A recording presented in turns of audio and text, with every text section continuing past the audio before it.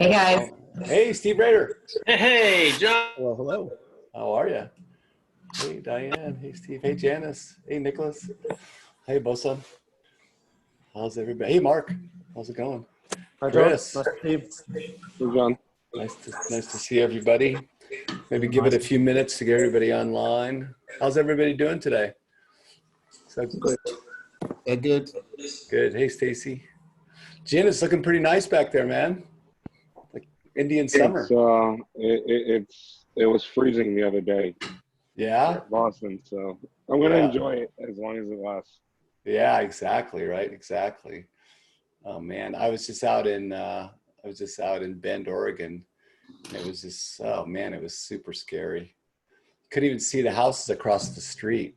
It was Oh really, man, it was really, really frightening. So I had these big, dreams to go ride my bike in Bend, but the best you could do is kind of go from your house with your mask on to the car and then to the coffee shop and back.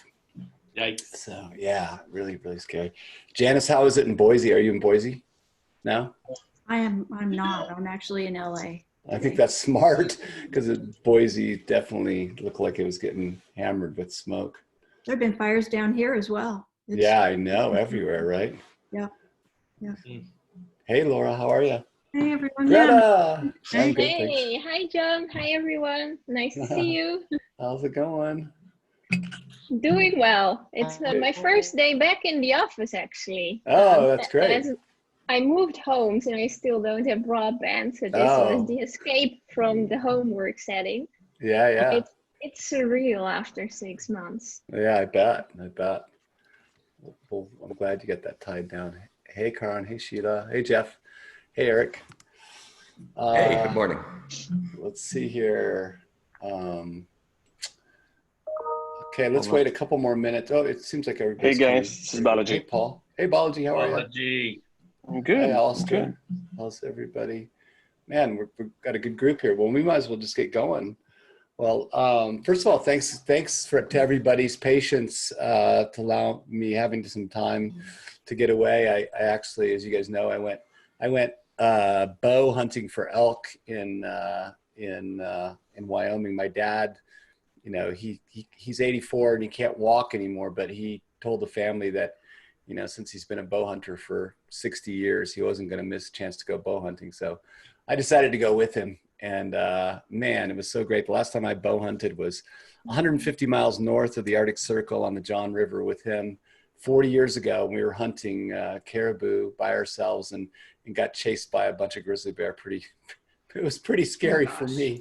But it's now that area is the Cirque of the Arctic National Park. So super cool to be there. But anyway, it was just super great to reconnect with my dad and spend 4 days from sunrise to sunset bow hunting, something he loves. And man, I'd encourage all of us. It seems like this time of COVID is a really good time to reconnect with people, right? That you haven't talked to for a while, or family. So anyway, I really encourage everybody to do that. And thanks. What did everybody think of the Harvard panel that I was on? Anybody join? I know John and Steve were there. Anybody else? Yeah, I was was there. there. I thought it was awesome. Good. Yep, I was there. It was good. Good. Yeah, good. You Yeah, I two think that's really smart people. I really like their perspective. And yeah, I John. know, man. I was really blown away by the guy. I can't remember his name, but from Google Ventures talking about the shift because of COVID, right? From like trying to get the best talent by providing great facilities and things like that to all of a sudden, now it's all about freedom, right? And allowing people to work on several different projects, even though they're a full-time employee and from wherever they need to be and all those kind of things. So yeah, well, thanks for being on that. I think there's a recording for those of you guys who don't have it. Just shoot me a note and I'll make sure that I get you guys the recording. And also I know the couple weeks before when we had Mike Tushman on, that was such a great session. Balaji, thanks for being the target of that. I think it was really, really fun. But I feel badly, John Healy, I feel badly because I know you were really anxious to ask some questions to Mike and couldn't get it in. It's such a hard format when you're trying to organize these to keep everybody, in the flow. So if there's any questions that you have on that case study, make sure that you get them to me or to Balaji, and we'll make sure that that happens. One of the things that Brandon will talk about a little bit in when we talk about the event is that Mike and Balaji are going to have a conversation about the case, the B case, during the summit, which will be really, really interesting because we're in the midst of writing that case study. And again, you know, anyway, we can kind of poke, you know, Balaji a little bit. It's kind of fun to do. So it's fun to see Mike do that. So push him a little bit. So thanks, Balaji, for allowing us to do that again. It didn't look like I have a choice, but yes, please talk, please. Whoa, look at that cool scarf today, man. That's pretty snazzy. Yeah, because it's just more fun when you have to mask, right? I know. To become more stylish. I know, you are totally styling. All right, so hey, today let's why don't we just join? Should we jump to breakout first and get things going, and then we'll kind of come back and talk about working groups and where things are on that, and then talk about the event and anything anybody else wants to talk about. Sheila, I want you to make sure that you talk about the SIA event as well. So, and then we'll also, I think Jen's got some stuff he's got happening, and Greta, I don't know if you've got some stuff you want to bring people up to date with. Anyway, that's kind of the format for today, but let's jump to breakout first and we'll go from there. Sounds good. See you all in a few minutes. Yay.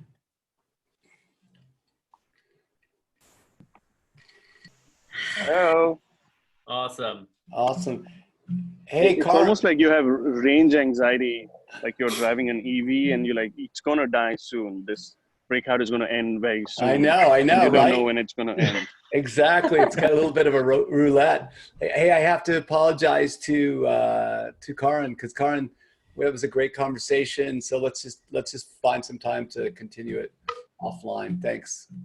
I was a little worried there. I was a little insecure because Karin's on a phone today and didn't know she was into the room. So I had about a minute without anybody, and I thought, oh, I'm so lonely. This is the highlight of my week to connect with people, and nobody wants to talk to me. So hey, I also want to just welcome a bunch of new people, and I know I should probably know who else is new, but I really want to call out Becky from Gabaya from, I think, Becky, are you in Addis Ababa right now? Yes, I'm back here in Ethiopia. Yes, exactly. Hi. Good to connect again. Yeah, so Becky and I had the most amazing conversations. She works with a platform called Gabaya in Addis Ababa, trying to solve some of the employment and educational issues for the African market. And I just was really inspired by our conversation, Becky. So thanks again. And I'm super psyched you're part of the group. And this, I love all this whole group. So thanks. Hey, let's just jump into it really quickly. Greta, how's it been going? I know you've been offline, but any updates on any of the work you're doing or anything we can do to support that? Definitely. Thanks, John.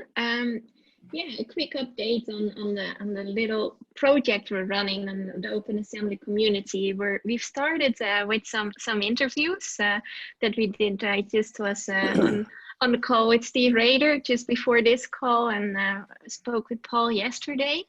And we're planning to reach out to a bunch of you guys to plan some interviews second half of October. So it would be awesome to speak with several of you. And like how we now set up, like how to approach you is through LinkedIn. So make sure you're connected either with me or my research assistant, Liu Qian Pan, and then we can very quickly send the Calendly link that sets up the entire digital infrastructure with Zoom links and everything. Very much looking forward to that. That's awesome, Greta. We really, really appreciate your willingness to kind of chronicle this growth and these conversations. And I was just blown away by your work when you could kind of capture the momentum we've had around language and how much language you applied some machine learning to things. Oh, you're welcome. That's really awesome. Hey, Jen, what's happening at the lab? Hey guys, good to be with you today. Lots of stuff going on. I'll be sort of brief, but a couple of highlights on the AI stuff we're doing. Our last talk in AI in the enterprise with Tanya Sweeney was really good. She advises a bunch of companies. There's a lot of stuff in cybersecurity, and there's a whole lot of stuff in ethics, and some really powerful stuff about she was over at Carnegie Mellon, and then, Harvard poached her to start a lab here. So she joined the faculty about 15 years ago. But one of the more striking things was she was sitting there with a reporter talking about, her work, and she started to Google herself to try to pull up her work. And she, she's an African American female, and what popped up was her name and then the word arrested with a question mark, which you all of a sudden you'd be like, what is going on here? So as she's meeting with this reporter, the reporters, and I'm not doing it justice, so go back and listen to our recap, because she's fantastic. And the reporter is like, well, forget about your work. I want to know about the time you got arrested. And she's like, I've never been arrested, and so forth. And again, this was, 10, 15 years ago, but there's just a lot of, again, bias in algorithms, and, we're certainly documenting and chronicling that. And the framework that she has posed is sort of very dynamic around sort of, look, especially in product development, you got to build this in as you're doing it. So it's a dual track. It's not, don't wait till something's a product and it gets to, the commercialization aspect of it, because as most of you who do sales here will testify, then, it's sort of the money-making machine, right? But you gotta think ahead on all these sort of things. So really powerful things that came through, along with that sort of kicked off her research on a bunch of other stuff as well. So go ahead and check that out. I'll find the link and put it in there as well. A couple other things. I'm getting ready to, with our colleagues here at LISH, launch a pilot version of how companies are adopting AI in a survey around that. This is pretty intensive and extensive, but those of you guys who work in organizations that are using AI at scale, we'd love to interview you.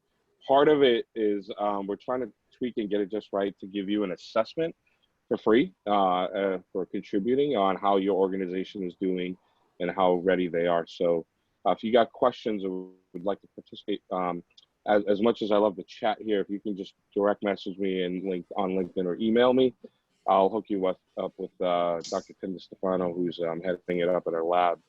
But again, it's a free assessment for you if you participate in this, and we're going to try to get the pilot right in the next few months. So join us for that. On the crowd front, again, a lot of cool things John and I have been talking about, so I'll let him sort of explain it as we go.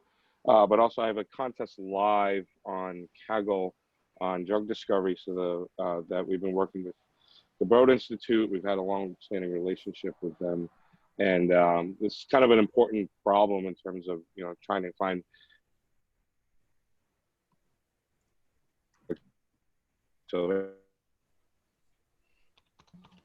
at your the speed. Teams are allowed, so certainly contribute, and we'll do the best we can. I apologize. I think my internet's going in and out, so you guys got most of that. Aside from that, again, a lot of work that we're doing. We're doing a case study on Google DeepMind that's going to be coming out next year. The freelancer case that we developed last year, or actually the front end of this year. Gosh, time is flying, and it's not flying at the same time.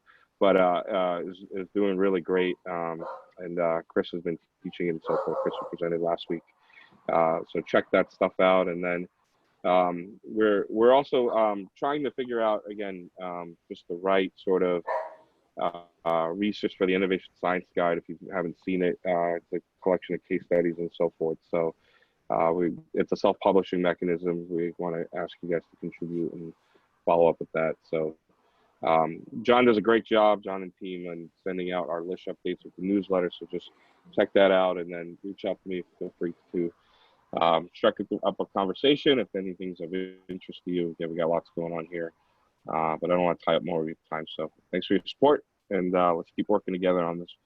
Cool yeah, stuff awesome. going on. Thanks, Jen. Hey, one thing Jen forgot to mention is, so Jen and I are just starting to think about writing a book. So we're working on that, and would love your guys' input. And it's been a great journey so far, but lots to do. And I think for me, one of the goals of the book is to help with this adoption issue, right? How do we make this more normalized, that this is kind of a normal way of business, and it's the future, and don't be scared about jumping into it and adopting these tools. So as we progress and work through that, we'll do that. Hey, Jen, one other comment. I don't know, is Sajeev on today? Sajeev Nair from Zurich. Hey, Jen, make sure you connect. I'll connect you guys. I had an amazing conversation with Sajeev yesterday. They just hired, Zurich just hired Ericsson Shan, who was the CEO of Ping An, the big, Chinese AI driven company. And he really talked a lot about, how Zurich's going to approach AI. And then they hired somebody else who's just actually CEO for their platform business, so building out actual platform practice. So anyway, I mentioned, I actually sent something to Kareem today on it too. So, but I'll make sure that that you get the info so you can connect with those guys. It seems like it might be really interesting. Will do. Yeah. So awesome. Hey, Sheila, can you tell us a little bit about the SIA conference? Yeah, happy to. So I attended the Staffing Industry Analysts fourth annual collaboration in the gig economy conference last week. It was virtual. It's my third time attending, and it's essentially a who's who of big staffing. CEOs from a lot of the largest staffing firms like Adecco, Allegis, Beeline, which is a big staff or HR tech, I'm sure a lot of you know. A lot of heads of human capital from enterprise organizations like Blue Cross Blue Shield, Boeing, heads of procurement, that kind of thing. So it was really like a who's who of big staffing in HR. And it's been described to me, I think, by Terry Gallagher, who is actually the first time I'm seeing her on this call. Very exciting that you're here. Thank you. As like very institutional, kind of old school. HR and staffing. So it was really interesting to see that viewpoint. And that's where all of the information came from. There was a lot of discussion. Well, the first thing I want to say, can I show something very quickly? Because I want to show. For sure. Hold on. All right. Because Barry Asen, who is the president. Yeah, Barry's great. Yeah. He actually showed last year, I don't know if everybody can see this, but last year in his keynote, he described marketplaces and open talent and so forth in these terms. He actually used this graphic, which for those of you who aren't online, it's the Independence Day over New York. And he described traditional HR as like the hapless, hapless victims who are watching this giant innovation transform everything.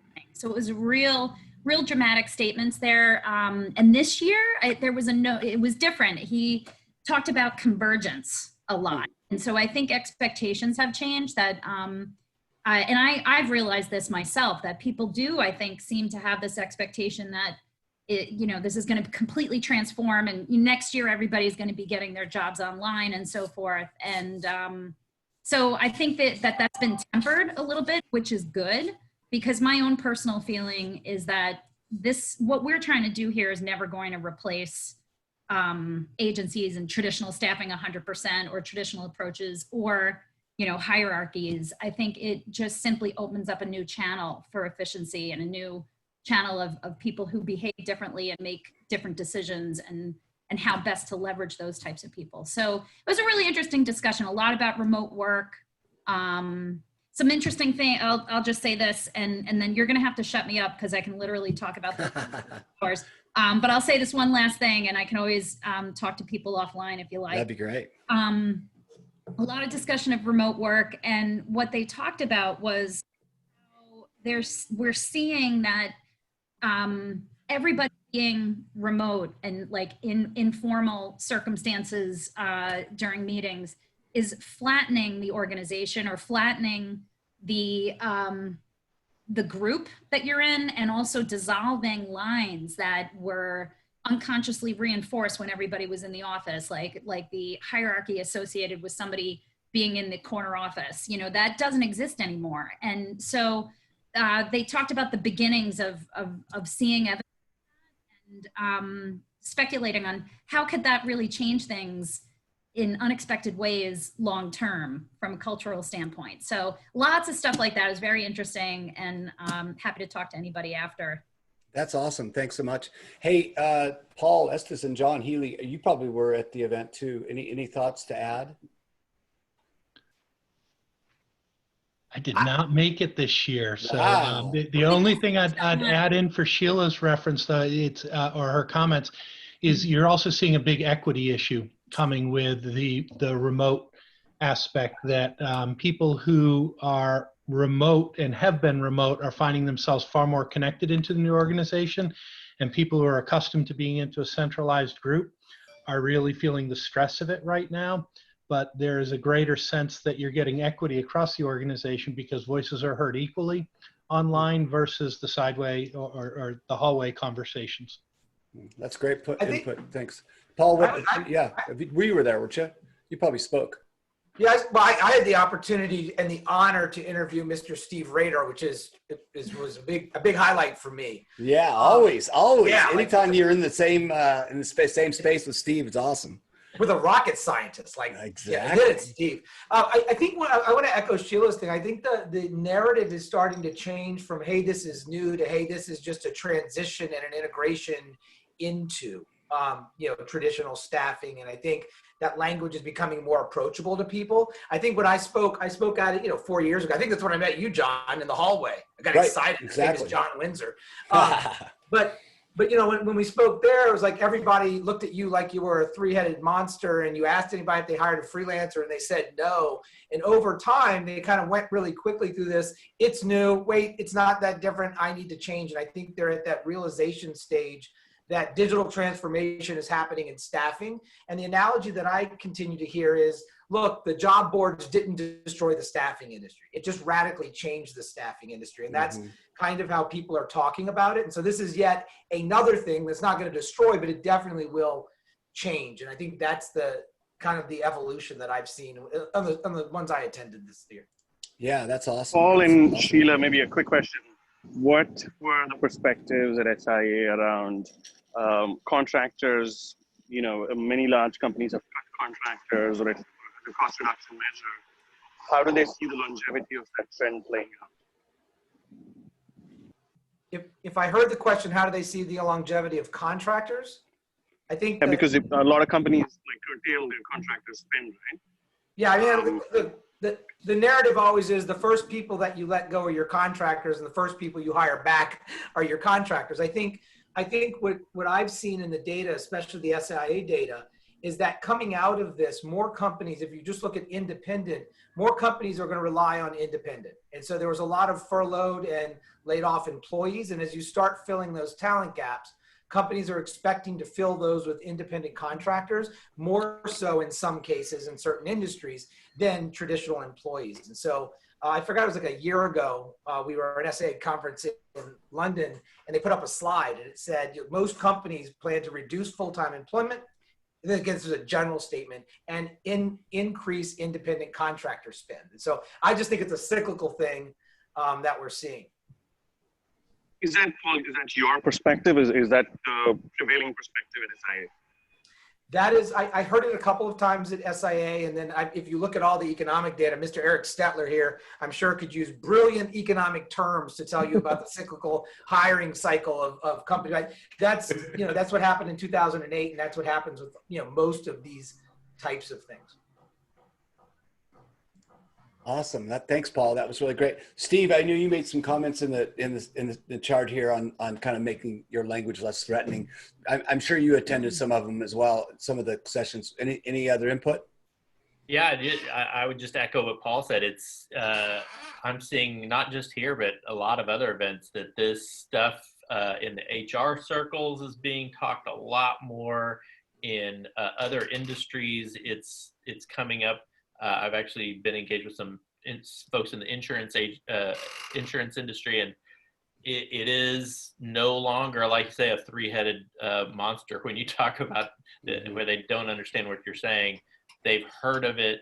They're ready to listen because they see, I think people are really seeing that they cannot hire people anymore, right? They literally are having a hard time hiring people. And that's where the rubber hits the road. Right. I've had people, managers, tell me that they've had job postings for NASA jobs that have been over a year. Like when NASA has a hard time staffing, you know that there's something going on, right? I mean, we can hire anybody, right? Because everyone wants to work at NASA. Right. Apparently not. Great points. Anybody else have any thoughts? Eric, you were mentioned there. You're the economist, the resident economist here. Any insights there? I think what I'd like to actually discuss is more from my experience with venture capital, which is that when you see a new technology come out, you often extrapolate the initial impact that it's having on an industry, in this case staffing, to the point where a lot of people assume like it's the end of the prior way of doing things, basically. And that looks like the trajectory that it's taking for a very long time. What eventually ends up happening is, yes, it changes, the traditional ways change, but then a more dynamic equilibrium is established between the new technologies and the ways of doing things that they bring and the old ways. So for example, travel agents, I mean, obviously the pandemic aside, actually flourished much more than anyone was predicting with all of the travel technology that came out that thought that, you know, that could serve as the marketplace on that. So I would say similar with staffing platforms and the pre-marketplace world, that yes, we're going to see profound shifts, but that I think we're still in that part of the curve where a lot of people might be thinking it's going to completely replace it, or it's not going to have like very bimodal in their assumptions, whereas the real truth is you're going to see a fascinating dynamic equilibrium as the two adjust to each other and become hopefully mutually reinforcing. Yeah, I think that's such a great perspective. Isn't that kind of the classic S curve, right, in growth of technology? Yeah, the technology S curve. Yeah. Yeah. And I think the other thing that's really important is certainly for this group, right, is when I was talking to Sajeev yesterday, we really talked a lot about, you know, really the adoption starts with a mindset shift, right? And so it feels to me culturally, we're seeing that mindset shift, right? It's from, no, that's not us. Those are that's another industry, that's another thing, to, oh man, I've got these issues I can't overcome. Like Steve said, you know, job postings that are out there for a year for places like NASA, I've got to find a new way. Maybe these guys, you know, maybe this new technology or this new way of doing things has some merit. So yeah, yeah, go for it. Can I, there's a couple of other things a couple of other observations I wanted to share that I thought it would be interesting for the group. As we're talking about this conference, and again, considering where this is coming from, which is like very institutional staffing and HR, as a percentage of mind share, I would say that there were actually other topics that seemed to consume most of the attention other than just remote work and COVID-19. I would say direct sourcing to have been a really big buzzword, direct sourcing and talent pools, which I gathered to mean enterprises stepping back from what seems to be almost complete reliance on staffing firms find talent to directly sourcing. And I'm shocked that they weren't doing that to begin with. So there were various discussions that took up a lot. There was no discussion of crowdsourcing at all, Steve Rader, I'm sorry to say. I was listening for that to see if that was being discussed. It wasn't even on the radar of the conference as far as I could see. And the last thing I'll say is that there was a lot of discussion of the regulation. Oh, actually, two things. A lot of discussion of HR technology and how constrained anything is by the technical footprint, like VMSs and so forth, that organizations have. So I was really surprised by that. And in terms of the regulations, a lot of speculation on what's going to happen. Unanimous agreement that the regulations are archaic and need to change. But what was interesting to me was that there was actually nobody from any sort of regulator there. And I guess because I come from where the business works hand in hand with the government and we thought leadership groups together all the time.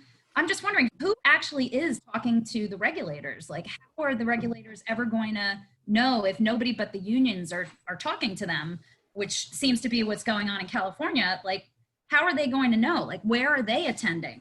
I would imagine that a regulator would have come and spoken to a conference like this, but it's be very far removed.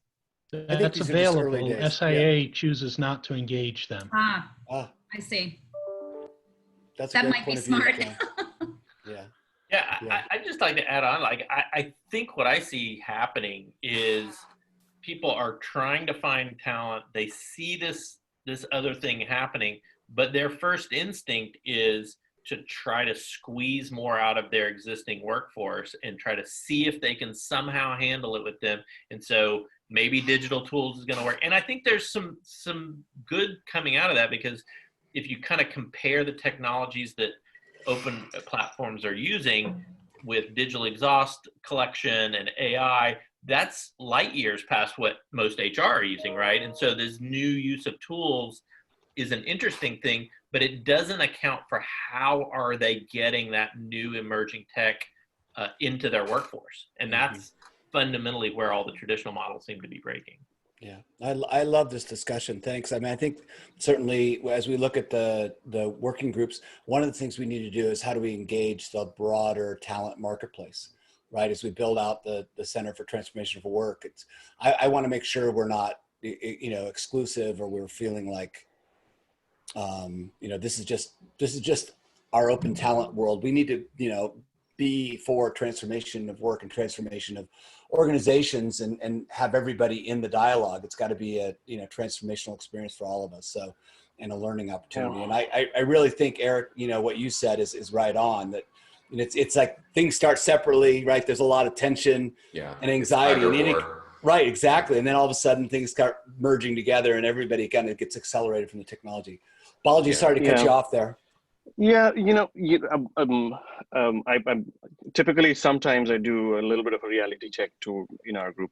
I don't think we are in such an awesome trajectory that companies are lining up to use marketplaces at scale. Upwork, the biggest company, its revenue is 87 million. It is tiny. I think there is still a long path ahead, and I don't want to give us false hope that everything is right in this space, and then we are now shooting for the stars and we've solved all the problems. Absolutely not. I don't think the problems that existed pre-COVID still exist today. Some of it, the concept of remote and a few other things have become better, but companies still have no clue how to use marketplaces at scale. Again, going back to Eric's great analogy, I mean, the best analogy, or at least the notion of example that you see, is in fintech. When all the fintech companies started off, there was a huge fear psychosis among all the banks saying, okay, these are going to come and disrupt us, because that's how they raised all their venture capital. Over the last few years, pretty much every bank has its own digital bank, and they've made that entire transition because there was the speed at which fintech was moving and reducing and taking off barriers of friction, and actually providing greater value to its customers, that the banks had to move really fast to catch up. I don't sense any of that fear in the HR right now, that marketplaces are coming to disrupt us or are generating supernormal value to us, that we need to move really fast to address this. I don't see that happening.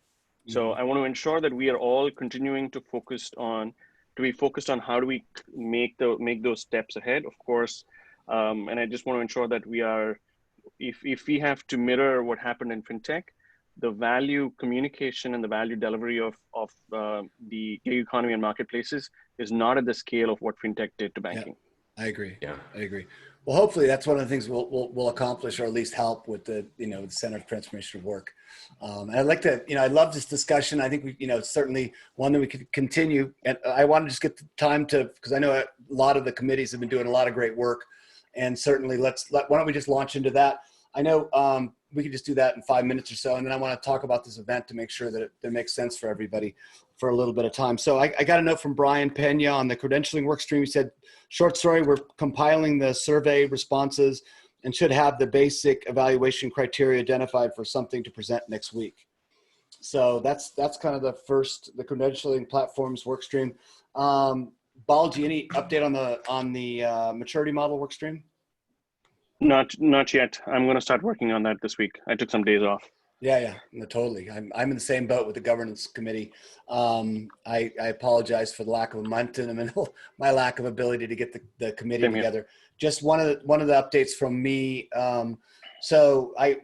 Catherine and I met with Keith Currier. We're pretty far down the road of the 501c6 of the formation papers. Got a few things we still have to do, but I'll be getting kind of a more formal report out to the governance committee and then have some more to discuss. But everything's on track. Brian Cave's been great to work with. They're real pros at this. So I appreciate everybody's willingness to be, patient on that. Hey, I know Mark Connaught did an amazing job on the educational track, and he's got a few slides he wants to present. And I was really impressed with, everybody on that committee, Chuck and all the guys who've done such great work on it. So Mark, you want to spend a couple minutes doing that? I will, thank you. Yeah, can you see my screen? Yep. Yep. Great, thank you. Actually, before I start, I'd just like to put a shout out to my very good friend Shobha Purushottam, who's joined for the first time. Fantastic business hard skills at doing some really great stuff in terms of workplace learning. You may want to say hi to her. So we've, in the education work stream, we've kind of put together, it's very much a work in progress, but we've got a little infographic that we've been working on. There are kind of 3 parts to it, if you will. The first of which, I guess, is the what. You'll see over on the left, we've got the sort of traditional model where the majority of stuff was, we've used the language owned and open, where the majority of the workforce was owned by the organization. And you'd got, a small proportion of people that came in the form of sort of freelancer and agency and consultant. And then what we've described on the right is something which is much more open, where the potential for abundance is being illustrated, and you've got new opportunities through talent marketplaces, crowdsourcing, and then as Jin talked about, some of the AI, ML, and robotics opportunities. The second part of it is really to try and describe, if you like, what that lift looks like in terms of a shift of perspective from we've looked at various different organizational features, if you like. So we've started with, from owned to open. We're going from blue, which is traditional, through to the green, which is the new. We've talked about fixed to variable costs. We've talked about scarcity to abundance, rigid to fluid, hierarchical to agile in terms of culture. And one of the things, one might think of this potentially as a sort of barometer, a snapshot, if you will, of where an organization currently is. And it may be that there's some potential to turn that into some sort of readiness barometer or some sort of app that would allow you to say, where are we now and where is it that we want to move to? And then the third part of our infographic is really, what are the things that organizations need to do in order to be successful? And Roland, who I don't know is on the call today, but was instrumental in providing these to us. There is some debate about whether or not we've got the order of our 1 to 10 correct, and whether or not we can introduce some phases. So I think there's a little bit more work to be done on that. But I'm very happy to share that. It's very much work in progress. There may be some observations around some of the language.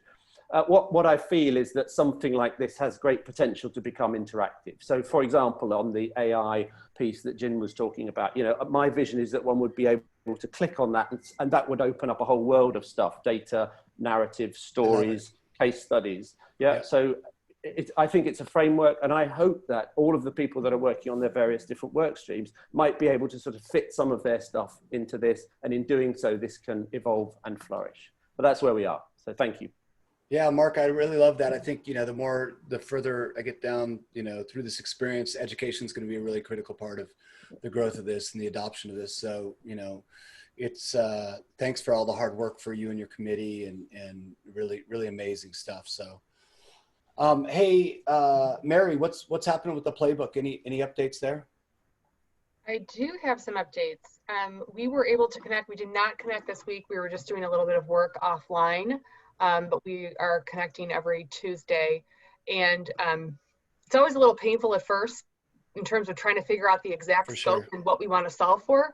But I think we've made some really great headway, and what we've decided to do is be very tactical to start. The idea being that we're going to have our first playbook executed in a sprint-like fashion with a very narrow scope.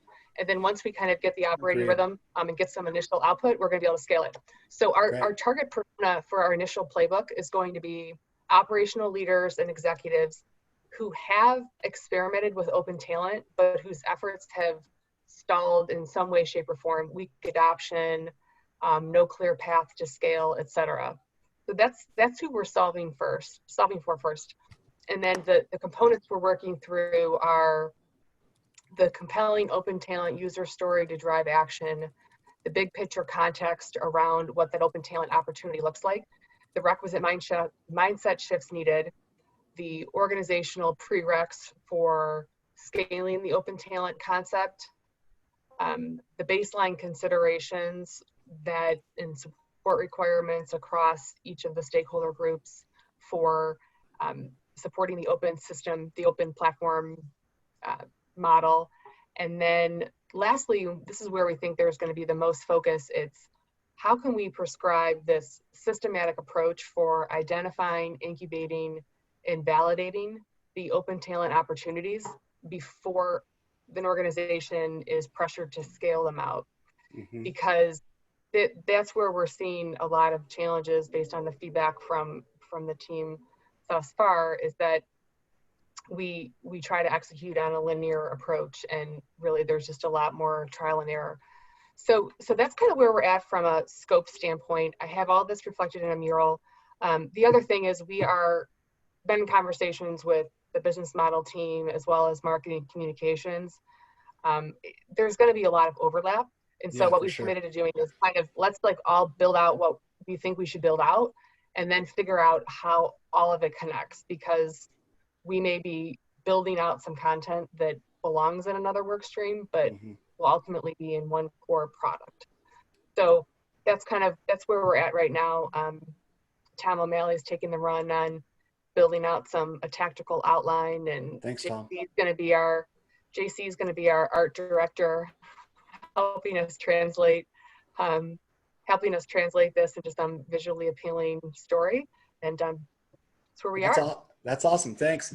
Well, speaking of marketing, Ashley, you had some great, offline emails, and, I appreciate your perspective. I think, getting all the leaders of these work streams together on a regular basis is great to make sure that we're all kind of, accelerating together. So any thoughts from the marketing side point? Yeah, thanks, John. I think two things that came out of the last two meetings have been, number one, Becky and Marcelo really talked a lot about this, about clarifying the language that we're going to use is super important. And I know that's been said before in the larger group, but I think especially as the marketing work stream sort of shares the story and the narratives externally, we want to make sure that we're defining common terms across all the work streams. Excellent. That's going to be super important for us, and we're happy to lead that charge, just so we're talking about key terms the same way. So thank you, Becky, in particular, for mentioning that. Number two, and Mary, we have to connect offline as well about how can we use use cases and success stories, maybe from the platforms represented in this group, as a way to tease out our marketing and communications plan. So those are the two things that we're thinking about. Along with that, it's very clear to us that in order for us to build and deliver on this marketing and communications plan, we do think that it's important for us to cross-pollinate and talk with other work streams more regularly. And I didn't know if some of the team leads also felt that, and at what stage you want to do that. But for us, we want to have those conversations more early on before we build this thing. I love it. No, I think that's super important.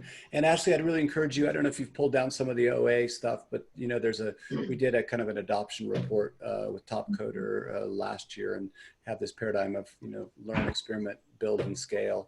And there's lots and lots of case studies in there, kind of the preeminent ones that are historical in the industry for sure. So cool. Well, on the development funding work stream, I know Stephanie is in charge. She couldn't make it today, but we've got some momentum there, and I'm going to get more involved. I think we've gotten a lot of interest kind of outside this group as well. I don't know if anybody had a chance to go to the Fuse conference that Adecco put on, but Adecco's been super interested in becoming part of the group as well. So, as we get down the track on development, coming ways to fund things, we'll certainly get everybody involved in that. And then San's been running the business model work stream. I know Laura was going to report out on that today, because San's got some other things going on. Any thoughts?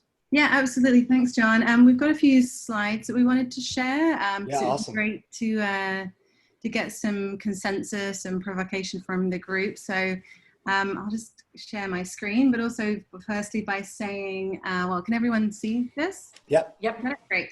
Thanks to everyone for filling out the survey last week. You really gave us some great insights, and we've had some really epic discussions the last couple of days. So thanks for that. And we've just tried to synthesize and been doing some work to distill it. But actually what we decided was that at the core of every good business model, we need to really think about our storytelling.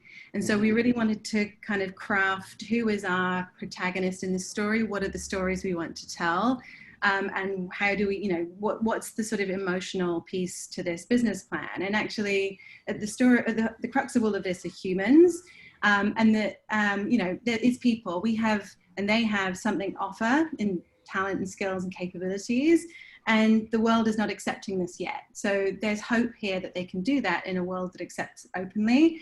And it's our job to help people navigate this new world of work and create a world of acceptance and opportunities for talent everywhere.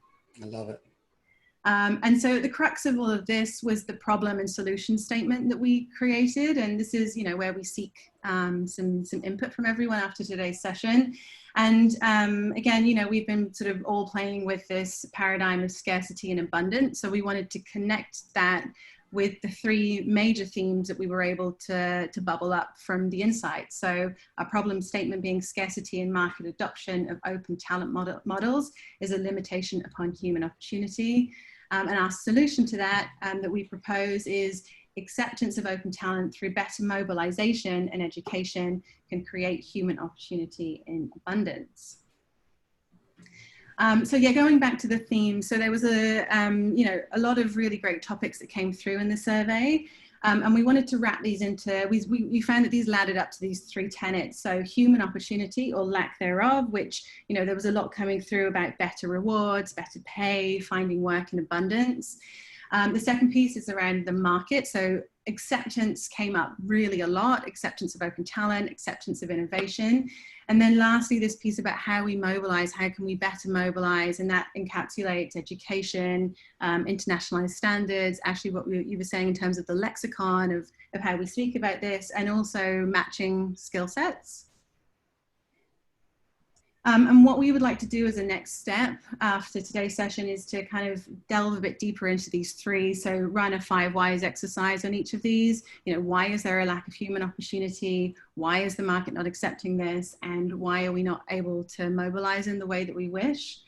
And so with that, we have another survey. We'll post this in the chat and follow up, because we would love to get some consensus or some thoughts around the problem statement, because, you know, we've really talked, we want to create a movement with this. And so we have, you know, will you join us is our question. So yeah, Sam will share the survey in the chat, and yeah, we'd love to connect with some other groups to yeah, discuss this further. Yeah, awesome work, guys, all around. I mean, I'm so proud of all the work streams and lots of good momentum. Laura and San, thanks for leading that, and really, really appreciative. Man, what a great session today. I really appreciate everybody. This is just so mind-blowing. What a great group and such amazing work. So thanks. Hey, the last thing I think, you know, Brandon, I wanted to give a few minutes to, because we wanted to update on the event. We've got it pretty far down the road, and I know we're kind of running short on time. So Brandon, take it away. Sure. Thanks, John. We've got the site up and running. I'll put it's a sub page on the OA site. I'll put the URL here. We've got we're working on the agenda. We've got the speaker list going. It's coming together really well. Many of you who are on this call, and sponsors as well. We've got a few announcements to make soon, but I wanted to thank John Healy and Kelly for coming on board. And we are also offering members of this call a discount on tickets. The code is 50% off is OA Summit 50. And I'll put that in the chat as well. But John and I had a great conversation yesterday about, you know, the audience we're trying to attract and things like that. And I just wanted to tap into that, John, see if you could touch on that for the group. Yeah, I guess maybe just a challenge for everyone that's here is Brandon and I were going through this. What I saw is there's a lot of content that a lot of people who are regulars on this call are very comfortable with, and that we can all rally together around, and we can feel good coming out of that. But at the same time, if our objective is to get the enterprise to start adopting this en masse, we need to add to the audience. It can't be the same 75 to 100 people who show up every week for these calls. So the question and the challenge to this group is, how do we structure the tickets, the sponsorship, the promotion in a way that everyone that's on this call brings 3 friends, not from within their organization, but people from the outside. Bring your customers who have come in, bring your customers who have not come in, bring us the people who have been the organizations you'd love to get into but can't break through that wall for however they're structured. So we don't know that we have the answer, but would really love any thoughts or input from the people on the call to say, what do we do to make it, an incentive for you to invite others to come and join us? Yeah, thanks, John. That's great. And if anybody needs anything from me, just reach out. I really look forward to this event. It's shaping up to be pretty amazing. So thank you all. Yeah, I want to echo that from Brandon. It's been really an honor to get everybody, involved in this, and so much great thinking and creativity. And, anybody who wants to be involved in a deeper way, please, connect with Brandon. Certainly, we've got a sponsorship package as well. Deloitte's the lead, and Top Coder and Kelly have come in as sponsors. So we really appreciate that. It'll help defray some of the costs. And I think, one of the things that Brandon and Catherine and I we're thinking about is we want to make sure that this event becomes a fundraiser for the Center for Transformation of Work. So we're structuring it as 50% of the net profit will go to the new organization to help fund the organization. So we really want to make sure that this benefits everybody in a big way. But anything else we can be doing to get this going, reach out to Brandon or myself or Catherine. So thanks. Any last thoughts? What an amazing meeting. Thanks so much. I mean, as always, I just am totally blown away by this group. Hey, Jerry, I didn't even see you on the call. Nice to see you. But, lots of great thoughts today and lots of great input. So let's keep it going. Anything else anybody wants to add before we end it for today? Quick kind of point. I think there is a commonality between John's suggestion of bringing 3 people from the outside and the other challenges we have. For example, the survey. Why are we serving ourselves as opposed to serving the companies? Membership. Why are we focusing only on ourselves as opposed to redefining the group to have CEOs? And forget the HR. The HR will be a block initially. While we try to get presidents of business units, let's get heads of technology group, let's get CEOs to be involved in the project. So the scope will be much bigger and have a higher chance of success. Great input, Jerry. No, I always love your, the way that you can see things at a higher level and bring that viewpoint. Thanks so much. I think that's awesome. Anybody else have anything to add? No? When can we do an intergroup mingling of maybe 2 hours or 3 hours to share all of the work group effort?